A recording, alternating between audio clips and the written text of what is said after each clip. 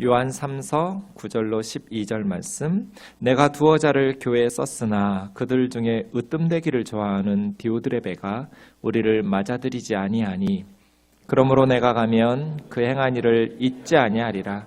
그가 악한 말로 우리를 비방하고도 오히려 부족하여 형제들을 맞아들이지도 아니하고 맞아들이고자 하는 자를 금하여 교회에서 내쫓는도다. 사랑하는 자여, 악한 것을 본받지 말고 선한 것을 본받으라. 선을 행하는 자는 하나님께 속하고 악을 행하는 자는 하나님을 배웁지 못하였느니라. 데메드리오는 뭇사람에게도 진리에게서도 증거를 받았음에 우리도 증언하노니 너는 우리의 증언이 참된 줄을 아느니라. 아멘. 오늘은 요한 3서 말씀을 묵상하도록 하겠습니다. 요한 3서 말씀은 원문으로 보면 219단어로 쓰여진 짧은 성경입니다. 로마 제국에서 종이 역할을 했던 파피루스라는 종이 한 장 분량에 해당하는 그러한 성경입니다. 1절에 보시면 이 편지를 쓰신 분은 장로라고 자신을 밝히고 있는데 초대교회에서부터 요한 1, 2, 3서를 예수님의 제자 사도 요한이 쓴 것으로 알려져 있어서 우리는 요한 1, 2, 3서를 사도 요한의 편지로 봅니다. 이 편지를 받은 분은 가이오라는 형제님인데요.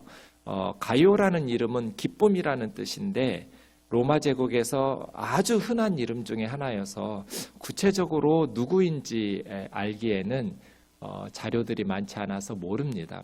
신약 성경 안에도 가이오라는 사람이 4사람이 등장하는데 요한 3서를 받은 가이오가 그 4분 중에 한 분일 수도 있고 아니면 또 다른 사람일 수도 있겠습니다. 사도 요한의 생애를 보면 예수님의 공생애가 BC 4년에서부터 AD 30년, AD 30년은 거의 정확한데요. BC 4년 조금 좀 부정확합니다. 예수님의 출생을 기준으로 AD와 BC를 나누기는 했는데 나중에 학자들이 보니까 연대 측정이 잘못된 거예요. 왜냐하면 BC 4년에 헤롯 대왕이 죽거든요. 예수님이 태어났을 때 헤롯 대왕이 살아 있었어요. 그래서 베들레헴 주변에 2살 밑에 어린 남자아이들을 다 죽였죠. 그러면 적어도 예수님의 출생은 헤롯 대왕 사망 이전이어야 돼요. 헤롯 대왕이 BC 4년에 죽은 게 분명하기 때문에 예수님의 출생은 빨라도 BC 4년, 늦어도 BC 4년이고요. 더 이르게 잡는 분들은 BC 6년까지 잡기도 합니다. 어쨌든 예수님의 생애가 있었고 사도 요한은 예수님의 12제자 중에 하나로 주를 섬겼고 AD 70년에 예루살렘 성전이 로마 군인들에 의해서 불탔고 그 다음 바울이 개척했던 에베소 교회에서 사도 요한이 사역했다고 기록에 많이 남아 있습니다. 아마 요한서신은 반모섬 유배가기 직전에 90년대 초반에 쓰여진 편지들이 아닐까 이렇게 성경학자들이 추측하고 있습니다. 요한 3서의 구조를 보면 짧은 편지여서 아주 단순한데요. 가이오에 대한 이야기가 8절까지 그리고 디오드레베에 대한 이야기가 9절과 10절 11절에서는 본받으라 본받지 말라는 이야기를 하고 데메드리오라는 사람을 12절에 언급한 후에 끝인사하면서 이야기가 되고 있습니다. 저 본받으라는 말씀 11절 말씀 좀 보겠습니다. 시작. 사랑하는 자여 악한 것을 본받지 말고 선한 것을 본받으라. 선을 행하는 자는 하나님께 속하고 악을 행하는 자는 하나님을 배웁지 못하였느니라. 제가 볼 때 이 구절이 요한 3서의 핵심이에요. 악한 것을 본받지 말고 선한 것을 본받으라. 그렇게 가이오에게 편지 쓴 거예요. 가이오야, 사랑하는 가이오야, 악한 것을 본받지 말고 선한 것을 본받으라. 인생은 태어나면서부터 모방으로 시작돼요. 누구를 본받느냐에 따라서 선한 사람을 본받으면 선하게 살고 악한 사람을 본받으면 악하게 살겠죠. 똑같은 엄마에게서 나온 쌍둥이라 해도 한국에서 자란 아이는 한국말 하고요. 미국에서 자란 아이는 한국말은 못해요. 영어를 사용하게 되죠. 누구를 본받느냐에 따라서 삶이 달라지죠. 인생은 모방이에요. 그래서 부모들은 자기 아이들이 우리 아이가 이렇게 되었으면 좋겠다고 생각하는 그 삶을 부모가 살아야 돼요. 애들은 본받거든요. 우리 아이가 이런 훌륭한 사람이 되었으면 좋겠다. 그 삶을 살아야 돼요, 엄마 아빠가. 그래야 아이들이 엄마 아빠를 본받으면서 모방하면서 그런 훌륭한 사람이 되겠죠.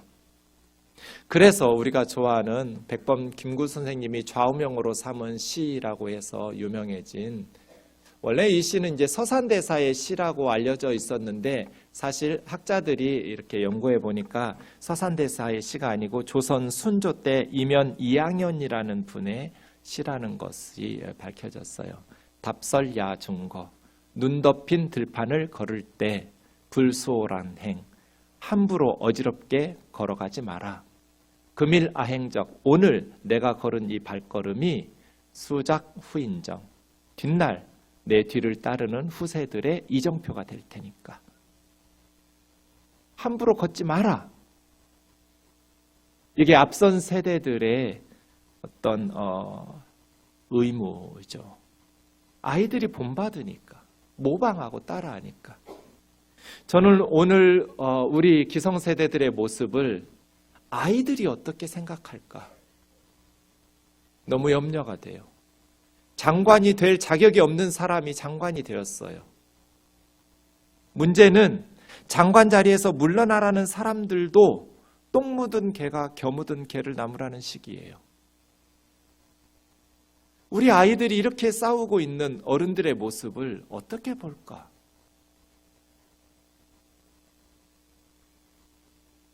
우리 아이들은 누구를 본받아야 되는가? 정치인들만 욕할 게 아니에요. 저는 주일 저녁이나 월요일 새벽 예배 끝나면 예배당을 한 바퀴 돌아요. 그때마다 항상 궁금해요. 진심으로. 우리 아이들은 어떤 예배를 드리고 성경 공부를 어떻게 했길래 이렇게 교회가 난장판일까? 도대체 어떤 예배를 드리고 어떻게 성경 공부를 했으면 자기가 놀고 난 자리가 이렇게 지저분할 수가 있어요? 뭘 배운 거예요? 자기가 놀고 난 자리는 깨끗하게 정리해야 정상이잖아요. 우리 아이들은 왜 예배를 드리고 자기가 놀고 난 자리를 깨끗하게 치우지 못할까요? 어른들이 그렇게 키웠기 때문이죠. 저의 꿈은 아주 소박해요. 제가 예배당을 돌 때 빈손으로 내려오는 거예요. 지금까지 빈손으로 내려온 적이 한 번도 없어요. 언제나 종이컵을 주워서 치워야 돼요. 자기가 마신 커피 잔을 왜 아무 데나 버려요? 커피가 남아있고 물이 남아있으면 남아있는 물은 화장실에 버리고 종이컵은 우리는 층층이 쓰레기통이 있잖아요. 분리수거해서 넣으면 돼요. 우리 교우들은 어떤 예배를 드렸길래 어떻게 성경을 배웠길래 자기가 먹은 물컵 하나도 제대로 치울 줄을 몰라요?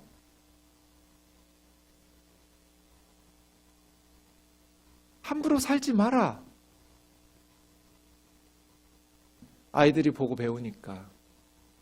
자녀들이 놀고 났으면 그냥 집에 가자 데리고 갈 것이 아니라 엄마랑 같이 치우자. 아빠랑 같이 치우자. 놀고 난 자리는 깨끗하게 정리하고 그런 모습을 함께 하는 모습들을 가르쳐야죠. 그리고 그렇게 보여줘야죠. 오늘날 한국교회의 미래를 희망적이라고 말하는 분들은 없을 것 같아요. 교회가 점점 어려워지고 있어요. 왜 그럴까요? 사람들이 예수 믿는 사람들을 볼 때 나도 저 사람 다니는 교회에 따라 나가고 싶다 하지 않는 거예요. 본받고 싶지가 않아요. 감동이 없어요. 존경할 게 없어요. 교회 다니는 사람을 볼 때 참 좋다. 나도 저렇게 본받고 싶다. 이런 마음이 들어야 되잖아요. 그런 생각이 안 들어요. 오히려 교회 다니는 사람이라고 하면 더 이기적이고 더 못돼 처먹은 사람 이런 비판을 받으니 어떻게 교회가 잘 될 수 있겠어요? 우리 집사님 중에 편의점 하다가 택배로 직업을 바꾼 분 계셔요.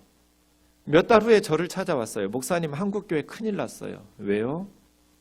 제가 편의점 할 때는 몰랐는데 집집마다 다니면서 택배를 하다 보니까 교회 다닌다고 교패 붙은 사람들이 제일 불친절하고 제일 불평이 많아요. 절에 다니는 불자의 집이나 성당에 다니는 사람들은 그렇게 친절한데 교회 다니는 고객들은 너무 불친절한 거예요. 여러분, 우리가 예배를 어떻게 드렸길래, 성경을 어떻게 배웠길래 그 택배하는 분들에게 불친절하고 믿지 않는 세상 사람들에게 그렇게 이기적이라고 손가락질을 받게 되었을까요?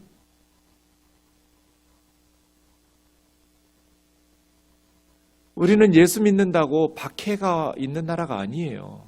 한국 교회가 무너졌다면 무슨 박해 때문에 어려워지거나 위기를 만난 게 아니라 우리 스스로 자초해낸 거예요. 그리스도인들이 선한 것을 본받지 않는 거예요. 선한 것을 본받아라. 악한 것을 본받지 마라. 이 말씀을 우리가 깊이 있게 생각해 보아야 될 또 한 번의 종교개혁이 필요한 종교개혁주일 기념주일 아침입니다. 1, 2절 말씀 다시 한번 보겠습니다. 장로인 나는 사랑하는 가이오 곧 내가 참으로 사랑하는 자에게 편지하노라. 사랑하는 자여 내 영혼이 잘됨같이 내가 범사에 잘되고 강건하기를 내가 간구하노라. 두 구절에 사랑하는 세 번을 반복했어요. 우리가 본받아야 될 선한 것이 무엇인가? 형제 자매들을 사랑하는 거죠. 사랑하는 것.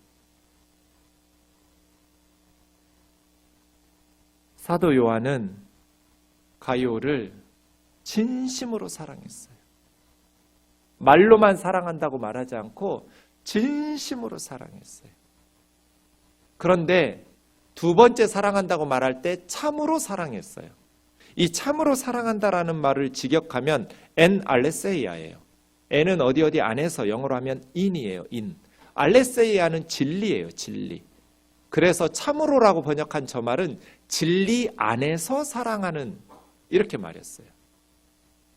사랑은 진리 밖에서 사랑하는 건 사랑이 아니에요. 진리 안에서 사랑해야 참 사랑이에요. 진리 밖에서 사랑하는 걸 불륜이라고 그래요.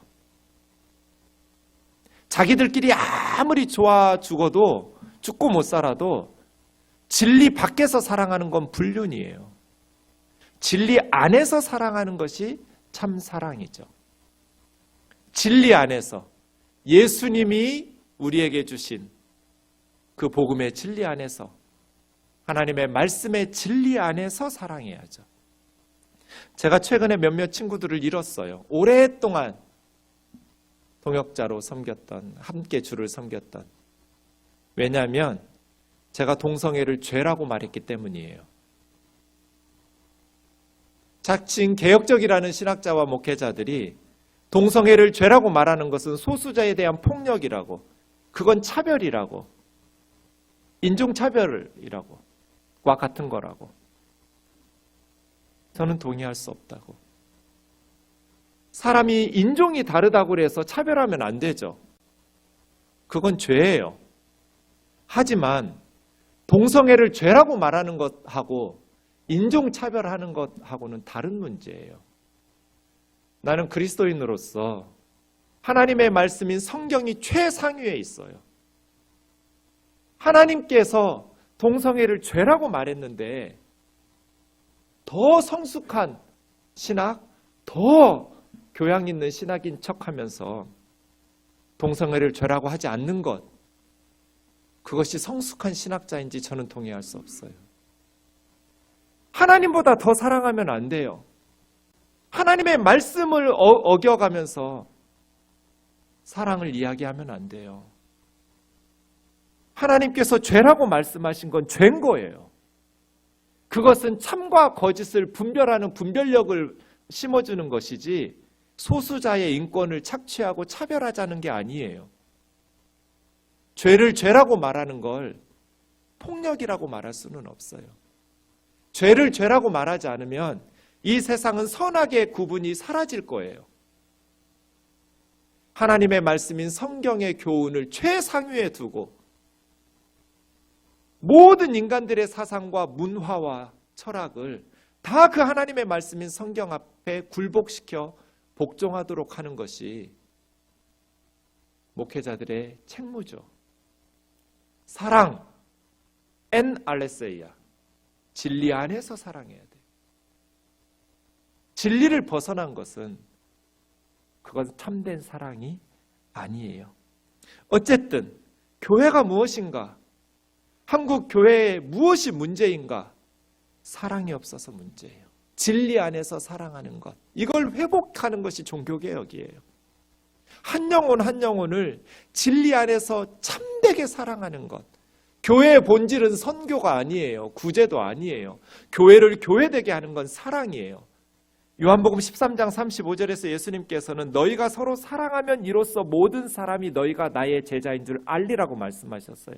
예수님의 제자라는 것을 세상 사람들이 알게 하는 건 선교나 구제가 아니라 너희가 사랑하면.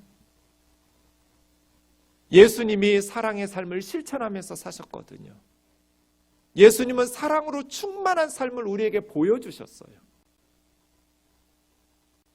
그 예수님처럼 우리가 서로를 사랑하면서 살아갈 때 안 믿는 세상 사람들이 저 사람 예수 닮았다.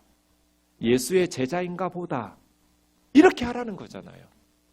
너희가 서로 사랑하면, 전도하면, 기도하면, 성경 찬송 들고 예배 다니면이 아니에요. 너희가 서로 사랑하면. 이로써 모든 사람이 너희가 내 제자인 줄 알리라. 교회를 교회되게 하는 것은 사랑하는 거예요. 세상에서 무시당하고 멸시받는 사람들을 하나님의 형상이라고, 당신을 위해서 예수님이 십자가에 못 박혀 돌아가셨다고 그렇게 사랑해 주는 것. 도저히 용서받을 수 없고 사랑받을 수 없는 죄인인 우리를 예수님께서 극진히 사랑하셔서 자기 몸을 십자가에 내어주셨던 것처럼 우리도 다른 자매 형제들을 소중하게 여기면서 진짜 인간답지 않게 살고 있지만 너도 예수님 믿게 되면, 너도 예수님을 제대로 만나게 되면 변화될 거야. 그런 희망을 가지고 사랑해 주는 것. 그것이 교회를 교회되게 하는 것이죠. 사랑이 없는 그 어떤 것도 선한 게 아니에요. 그 사랑하는 사람을 위한 기도는 2절처럼 하면 돼요. 사랑하는 자여 내 영혼이 잘됨 같이. 내가 범사에 잘되고, 범사는 모든 일이에요. 모든 일이 잘되고 번영하고 성공적으로 형통하고 너가 행하는 모든 일이 잘 됐으면 좋겠다. 네가 잘 되면 내가 배 아픈 게 아니고 나는 네가 진심으로 잘 됐으면 좋겠다. 사돈이 땅을 사면 축하하러 가야죠. 배 아파하는 게 아니라 강건하기를 구하노라. 영혼만 잘 되는 게 아니라 육신도 건강하기를. 사랑하는 자들을 위한 최고의 기도 같아요. 저건 기복주의가 아니에요. 영혼이 잘됨 같이 너가 행하는 모든 일이 잘 되고 건강하기를 내가 원한다. 그래서 나는 하나님께 기도한다. 그럼 영혼이 잘된 게 뭐예요? 가요의 영혼은 왜 잘 됐을까요? 3절에서 8절까지 나와 있어요. 형제들이 와서 너에게 있는 진리를 증언하는데, 가요에게 다녀온, 가요를 만나고 온 성도들이 에베소에서 지금 목회하고 있는 사도 요한에게 가요에 대해서 이야기를 해주는데, 가요는 진리 안에서 살았어요. 네가 진리 안에서 행한다는 것을 들으니 내가 심히 기쁘다. 나의 자녀들이, 영적인 제자들이 진리 안에서 살아간다라는 것을 듣는 것보다 더 기쁜 소식이 없다. 사랑하는 자여 네가 무엇이든지 형제 곧 나그네 된 자들에게 행하는 것, 그건 신실한 일이다. 이 나그네 된 자들에게 뭘 행했을까요? 6절에서 8절에 나와 있는데요. 그들이 교회 앞에서 너의 사랑을 증언했다. 가요에게서 내가 이런 사랑을 받았다고 교회에 와서 간증을 하고 고백을 하고 있는데 네가 지금도 그런 일들을 선한 일들을 하고 있는데 하나님 앞에 합당하게 그들을 전송하라고. 그들을 합당하게 전송하라는 것은 잘 후원하고 돌보고 섬기고 이런 거겠죠. 그들이 누구냐? 7절이에요. 그들이 주의 이름을 위하여 나가서 이방인들에게 아무것도 받지. 주의 이름을 위해서 나간 사람들. 8절에 보면 그들과 함께 우리도 진리를 위해서 함께 동역해야 된다 라고 말하는 그들 누구겠어요? 가요가 영접해서 잘 접대해 주었던 사람들이 순회 선교자들이죠. 선교사들. 복음을 전하는 전도자들이에요.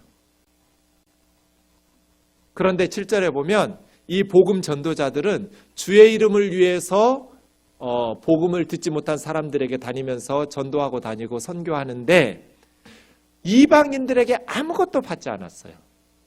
복음을 듣는 사람들에게. 로마 제국에는 순회 철학자들이 있었어요. 소피스트들이라고 말하는 자신들의 철학을 가르치면서 지식을 가르치면서 듣는 사람들에게 물질적인 많은 선물들을 받아서 이렇게 살고 있었던 지식인들이 있었어요. 그런데 복음을 전하는 자들이 그런 순회 철학자들처럼 하지 않기 위해서 초대교회는 아무것도 받지 않도록 복음을 듣는 것이 마치 세상의 철학을 듣는 것 중에 하나인 것처럼 오해받지 않도록 아무것도 받지 않으면서 자비량 선교 사역을 감당한 거죠. 로마 제국은 도로를 잘 닦아놨어요. 그리고 군인들이 도로를 잘 지켜서 비교적 여행이 안전했어요. 문제는 숙소예요. 길은 잘 닦아놨는데 숙소가 잘 갖춰져 있지 않았어요. 지금의 호텔이나 여관 같은 게 많지 않았어요. 그래서 많이 남아있는데요. 여인숙 같은 곳들이 너무나 더럽고 벼룩도 많이 나오는데 값은 터무니없이 비싼. 그래서 복음을 전하는 자들이 그런 여인숙에서 지날 때 건강에 문제가 발생하고 너무나 더러운데 또 너무나 돈을 많이 요구하는 거예요. 그래서 참 어려움이 많았어요. 그러면 그 지역에 살고 있는 형제 자매들이 자기 집으로 초대하는 것이죠. 그래서 가이오는 복음을 전하는 순회 전도자들을 잘 섬긴 거예요. 사랑으로. 가이오의 영혼이 잘 됐다는 것은 단순히 예수를 믿었다, 자기 혼자 개인 신앙으로 하나님을 잘 믿었다라는 게 아니라 자기가 예수 그리스도의 복음을 받아들이고 믿을 뿐 아니라 이 복음을 전하기 위해서 사랑으로 섬긴 거죠. 그래서 8절처럼 우리가 이 같은 자들을 영접하는 것이 마땅하니 이는 우리도 진리를 위해서 함께 일하는 자, 예수 그리스도의 복음의 진리를 위해서 함께 동역하는 자가 되는 것이 마땅하기 때문이죠. 이것이 가이오가 너의 영혼이 잘된 것처럼이라고 사도 요한에게 칭찬을 받은 이유예요.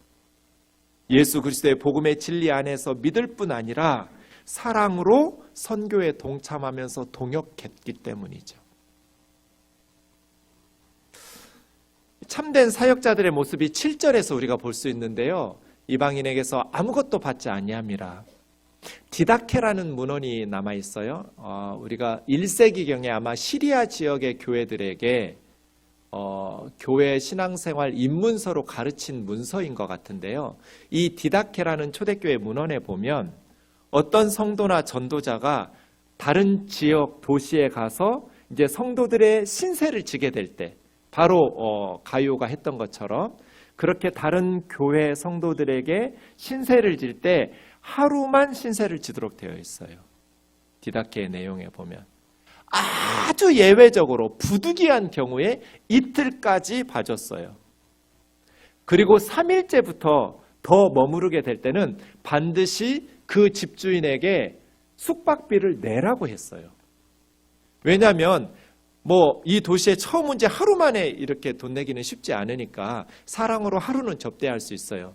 그런데 일정이 끝나지 않거나 복음전도 사역이나 아니면 그 도시에서 봐야 될 어떤 개인적인 용무가 끝나지 않아서 며칠 더 머물러야 될 때 처음에는 사랑으로 집주인이 접대하더라도 2000년 전에 먹고 살기가 다 고만고만할 텐데 큰 부자가 아닌 다음에서야 그 사람들에게 계속 며칠씩 하면 아무리 예수님의 복음 안에서 사랑하는 어느 교회의 형제 자매라 할지라도 믿음의 지체들이라 할지라도 이 접대하는 가족이 부담이 될 거잖아요.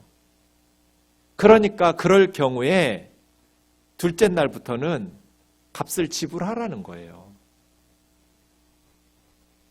이게 디다케의 내용이에요. 그러니까 사랑 때문에 빈대처럼 다른 믿음 좋은 성도 집에 들러붙어 가지고 패기치지 마라. 더 머무르게 되면 그 도시에서 아르바이트 하라는 거예요. 일당 일자리를 구해서 직접 돈을 벌어서라도 돈이 없으면 그 집주인에게 값을 지불하고 그 집에 머물러야 된다. 그건 선교사들도 마찬가지예요. 선교한다고 해서 모든 걸 다 대줘야 되는 건 아니에요. 기본적으로 자비량 선교를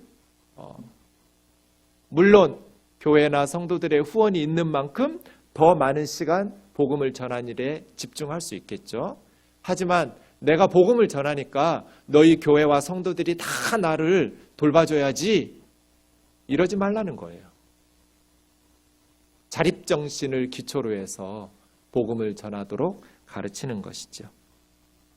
이러한 초대교회 정신들이 우리에게도 매우 필요한 시점이 아닌가 하는 생각이 듭니다. 9절 10절 같이 보겠습니다. 디오드레베가 나옵니다.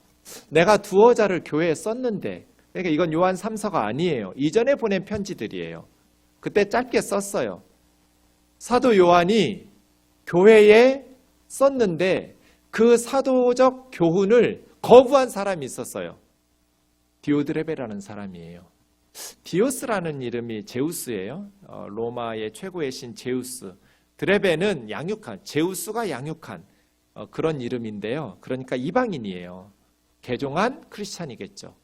그런데 이 디오드레베는 사도 요한이 두어자 썼던 편지를 거부했어요. 사도적 교훈과 가르침을 거부한 거죠. 왜? 으뜸되기를 좋아하는 디오드레베. 자기가 최고가 되기를 원했어요. 그래서 사도 요한이고 뭐고 다른 사람들을 다 자기 밑으로 깔아뭉갰어요. 거부. 으뜸되기를 좋아하는 디오드레베가 우리를 맞아들이지 아니하니. 그래서 이 디오드레베가 행한 악행이 세 가지가 있는데요. 10절에 보면 첫 번째, 그가 악한 말로 우리를 비방하고 자기가 으뜸이 돼야 되니까 사도인데도 불구하고 요한을 깎아내려요. 터무니없이 악한 비방으로 험담하고 깎아내리고.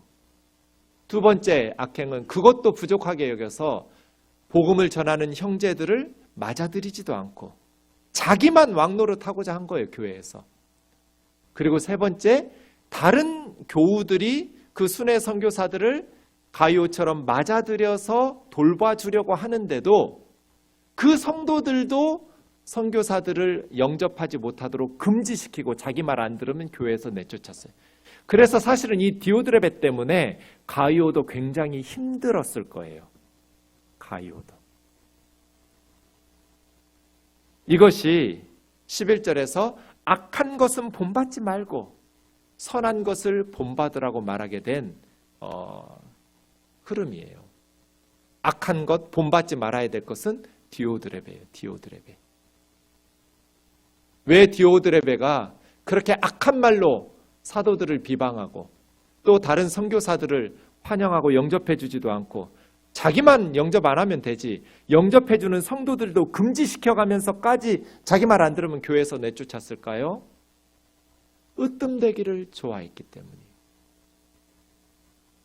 열심히 봉사했을 거예요. 교회에서. 열심히 특심했어요. 문제는 뭐예요? 으뜸되기를 좋아하는, 으뜸되는 것을 사랑했어요. 그래서 이렇게 교회의 걸림돌이 돼버렸어요. 교회마다 으뜸되기를 좋아하는 디오드레베들이 너무 많아요. 이 사람들이 문제예요. 자기가 꼭 최고가 돼야 돼요. 으뜸되기를 좋아하는 디오드레베. 그래서 복음의 걸림돌이 되고 교회를 교회답게 만드는 일을 회방하고 오히려 더 교회를 어렵게 만들어가는 사람들. 도대체 증경 총회장이 왜 있어야 되고 증경 회장들은 왜 그렇게 많아요? 그냥 회장하고 물러났으면 평회원으로 돌아가면 되지. 증경 회장들이 왜 필요해요? 시켜주면 하고 안 시켜주면 말지. 뭐 돈을 그렇게 써가면서 총회장을 하려고 그래요. 으뜸되기를 좋아하는 디오드레베. 그게 다 허영이에요. 교회 안에서도 어느 부서에서도 자기 뜻대로만 해야 돼. 자기 생각대로만, 자기 왕노릇 하려고 하는 으뜸되기를 좋아하는 디오드레베. 어디서나 자기가 주목받아야 돼요. 자기가 주인공이 돼야 돼요.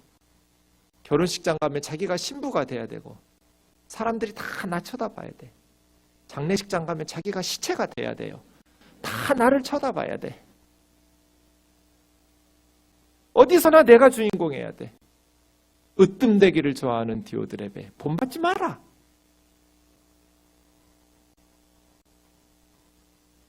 열심을 내면 낼수록 교회를 힘들게 해요. 주님의 말씀은 뭐예요? 누가복음 14장 11절 무릇 자기를 높이는 자는 낮아지고 자기를 낮추는 자는 높아지리라. 누가 높여져요? 주 앞에서 낮추라. 그래야면 주께서 너희를 높이시리라. 주님이 높여주세요. 나 스스로 자기를 높이지 말란 말이에요. 그럼 낮아진다. 사람들이 앞에서나 다 이렇게 좋아하는 척하고 칭찬하죠. 뒤돌아서면 다 욕해요. 자기가 자기를 높이는 사람 누가 인정해줘요? 자기를 겸손하게 낮춰라. 그러면 주님께서 너희를 높여주실 것이다. 이러한 성도들 되기를 주의 이름으로 축원합니다. 으뜸되기를 좋아하는 디오드레베 되지 마라. 12절에 보시면 본받아야 될 사람이 있어요. 데메드리오예요. 이 데메드리오도 이방인 출신이에요. 네. 데마라고 축약형으로 말하는. 이 데마도 누군지는 정확히 몰라요. 뭇 사람들이 칭찬하고 진리에게서 증거를 받고 우리도 증언하는 사람. 데메드리오는 어떻게 했겠어요? 디오드레베처럼 하지 않고 겸손하게 자신을 낮추고 선교사들을 가이오처럼 섬기고 영접하고 그러한 사람들. 증거를 받아야 돼요. 다른 사람들이 진짜라고, 진짜 크리스찬이라고 인정할 수 있는 진리, 예수 그리스도의 진리가 너는 진짜야 라고 인정할 수 있는 사도들이 그 사람은 진짜라고 그렇게 증언할 수 있는, 나 스스로 높이고 내가 진짜라고 말하는 사람이 아니라 뭇 사람에게서, 진리에게서, 복음 전도자인 사도들에게서 증거를 받는 저와 여러분 되기를 원합니다. 말씀 마치겠습니다. 11절을 다시 보겠습니다. 사랑하는 자여, 악한 것을 본받지 말고 선한 것을 본받으라. 선을 행하는 자는 하나님께 속하고 악을 행하는 자는 하나님을 배웁지 못하였느니라. 저 말씀 무슨 뜻일까요? 선을 행하는 자는 하나님의 백성이고 악을 행하는 자는 아무리 자기 자신이 내가 하나님의 음성을 들었다, 하나님을 환상으로 보았다, 하나님을 만났다라고 주장할지라도 그 사람 하나님 만난 사람 아니란 뜻이에요. 하나님을 뵌 사람은 악을 행할 수가 없어요.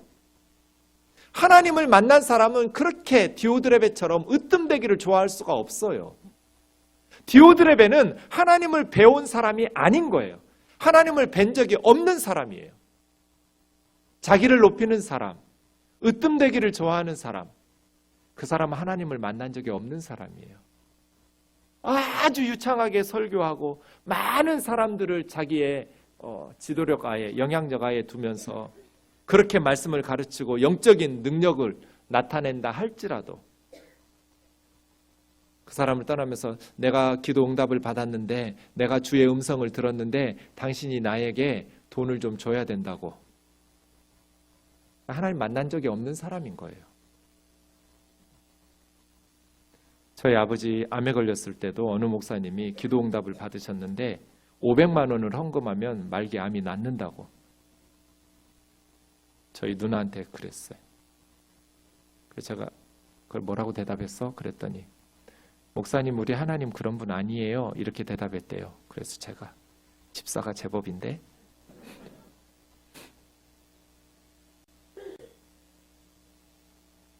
하나님 뵌 적이 없는 거예요. 악을 행하는 것은 하나님 만난 적이 없는 사람이다. 선을 깨달으라가 아니에요. 선을 알라가 아니고 설교하라가 아니에요. 행하라예요. 성경이 언제 선을 설교하라고 그랬어요? 복음을 언제 설교하고 복음을 알라고 그랬어요? 복음은 행하는 거죠. 복음은 전하는 거예요. 복음이 전파되려면 우리의 삶으로 복음을 살아내야 돼요. 종교개혁 502주년, 종교개혁 기념주일. 종교개혁이 뭐예요? 교회를 교회답게 회복시킨 거예요. 교회를 교회답게 만들자. 이 일을 위해서 목숨을 걸었어요. 교회를 교회답게 만들려면 어떻게 해야 될까요? 예수 그리스도를 따라야죠. 예수 그리스도의 복음에 합당하게 살아야죠. 교회가 예수 그리스도의 복음에 합당한 공동체가 돼야죠. 예수 그리스도의 복음이 뭐예요? 십자가와 부활이에요. 죽어야 살아요. 십자가가 뭐예요? 남 살리겠다고 나 죽는 거예요. 남 부유하겠다고 내가 가난해지는 거예요. 그게 십자가의 정신이에요. 이게 복음이에요. 교회를 교회답게. 그게 사랑이에요. 그게 진리 안에서 행하는 거예요. 그런데 우리가 예수님을 믿는다고 말하면서도 이 복음에 합당하게 살지를 않아요. 지난 금요일에 우리 희년 기도회에 와서 설교하셨던 문지웅 목사님, 오랫동안 중국 선교사로 사역하시다가 한국에 와서 개척하신 분인데요. 중국 선교사로 있다가 안식년에 나오면 어머님이 한 번은 명동에 있는 롯데백화점에 우리 큰아들 고생했다고 목사님하고 그 목사님 아내인 사모님하고 롯데백화점에 들어갔대요. 그래서 옷을 사주셨는데 목사님의 어머님이 목사님에게는 그 안에 있는 매장에 거기서 사주시고 며느리한테는 엘리베이터 옆에 그 매대 있잖아요. 이것도 좋아 하면서 사주셨대요. 그래서 목사님이 그랬대요. 엄마가 그리스도인이냐고. 엄마는 세계관적 회심이 안 된 분이라고. 그냥 겉껍질만 예수쟁이고 회심했지, 우리가 예수를 믿으려면 뼛속까지 예수쟁이여야죠. 뼛속까지 크리스찬이어야죠. 그랬다면 며느리한테 못난 우리 아들 데리고 사느라고 애썼다, 고생한다 하고 그 며느리를 좋은 옷 사주고 아들을 엘리베이터 옆에 매대해서 사줘야지.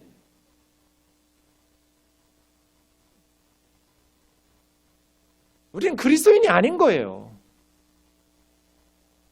말로만 그리스도인인 거예요. 그냥 껍데기만 회심하고 성경 찬송 들고 다니는 거지 뼛속까지 예수 그리스도의 복음으로 변화되지를 못한 거예요. 선한 것을 행하라.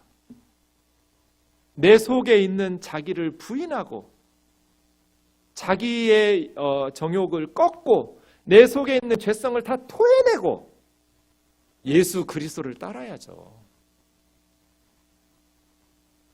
뼛속까지 크리스찬이어야지. 껍질만 교회라고 해서 왔다 갔다 하면 그게 무슨 그리스도인이냔 말이에요. 선을 행하는 자는 하나님께 속하였지만 악을 행하는 자는 하나님을 만난 사람 아니다. 하나님 만났다고 아무리 떠들어대도 교회를 교회답게 만들라. 복음에 합당하게 살아가자. 저를 진심으로 아끼고 사랑하는 목사님들에게 제가 많이 들었던 말이, 정 목사가 그렇게 살면 생동교회 성도들이 하나님의 복을 못 받는다는 말이에요.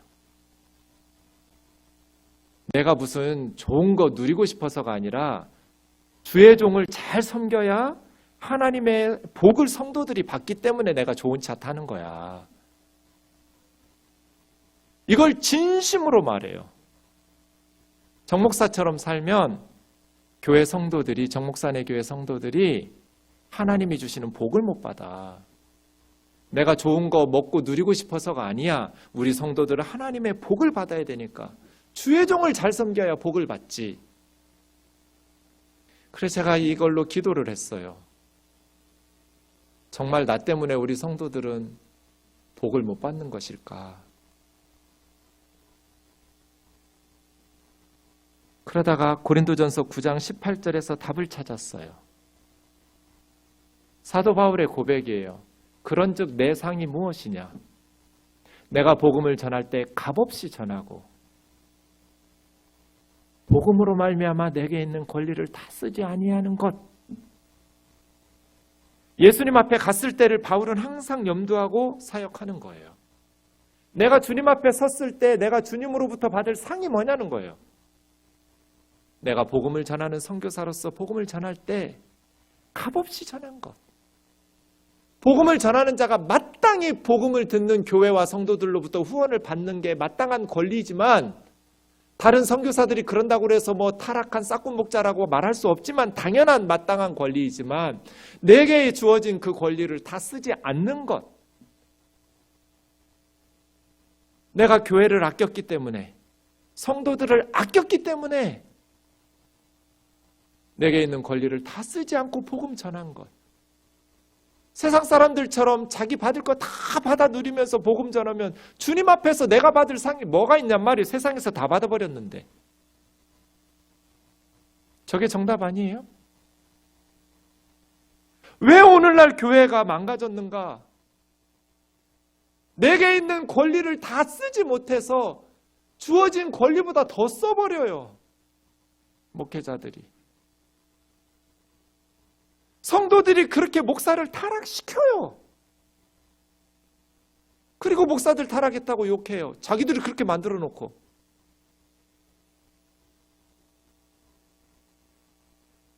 교회를 교회답게 십자가의 정신을 회복해야죠. 남을 위해서 내가 죽어야 되고, 세상 사람들을 위해서 교회가 죽어야죠. 우리를 부인하고, 우리가 사고 싶은 거 사지 말고, 우리가 먹고 싶은 거 먹지 말고, 그 권리를 다 쓰지 말고, 마땅히 우리가 고생해서 모은 돈이지만, 우리가 수고해서 일군 것이지만, 죽어가는 영혼들을 위해서, 하나님의 복음을 위해서 우리의 권리를 다 쓰지 않아야 우리 교회가 주님 앞에서 상을 받지 않을까요? 받을 거 다 받고, 세상 사람들보다 더 많이 받고, 영혼이 잘 됐으니까 막 범사가 다 잘 되고 몸이 건강하고 그냥 절에 다니는 사람들 거 다 뺏어 다니고, 예수 안 믿는 사람들 것도 다 내 거, 네 것도 내 거, 내 것도 내 거 막 해가면서, 이게 하나님이 주신 축복. 그러다가 교회 망한 거예요. 사랑하는 자매 형제 여러분, 주님 앞에서 무슨 상을 받을지 생각해 보세요. 내가 이렇게 살다가 주님 앞에 가도 될까? 우리 아이들은 나처럼 살아도 될까? 선한 것을 본받고 악한 것을 본받지 마라. 이제부터 우리 교회는 초심을 지켜야 돼요. 교회가 점점 커지니까 초심 지키기 어려워요. 점점 부유해질수록, 점점 성공할수록, 점점 커질수록 하나님 앞에서 가졌던 초심을 지켜내야 돼요. 그러지 않으면 우리는 껍데기만 남을 거예요. 찬양하고 기도하겠습니다.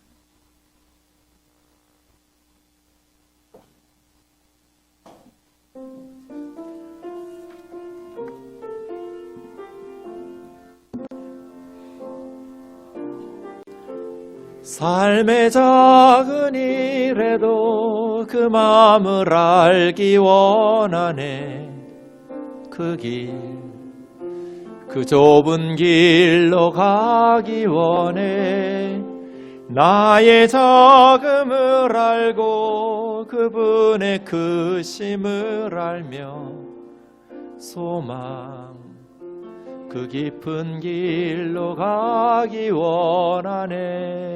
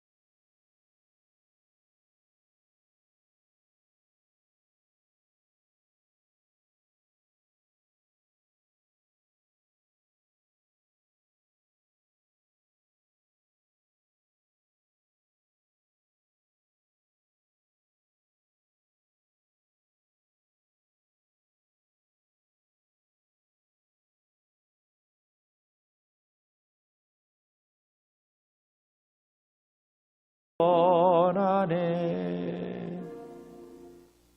같이 기도하겠습니다.